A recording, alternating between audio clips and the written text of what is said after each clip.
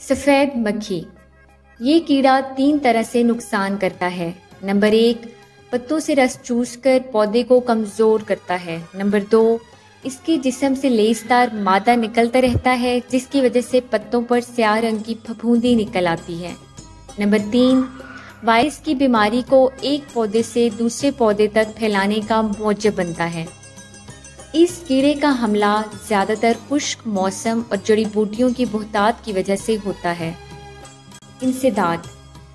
खेतों और बागों को जड़ी बूटियों से साफ रखें। आलू की फसल के बाद कपास काश्त करने के लिए यूरिया खाद ज़मीन का तज्जिया करवाने के बाद डालें। पहला स्प्रे थोड़ी देर से करें, जबकि मुतबादिल खुराकी पौधों को कपास के करीब काश्त करने से परहेज करें। कीमियाई इंसदाद के लिए पायरोप्रोकिसिफिन EC 10.8 बाहिसाब 500 मिलीलीटर, डायाफेनिथ्यूरॉन 500 SC बाहिसाब 200 मिलीलीटर, एसिटामेप्रिड 20 SP बाहिसाब 125 ग्राम और स्पायरोटेट्रामेट और बायो पावर बाहिसाब 250 और 125 मिलीलीटर इस्तेमाल करें।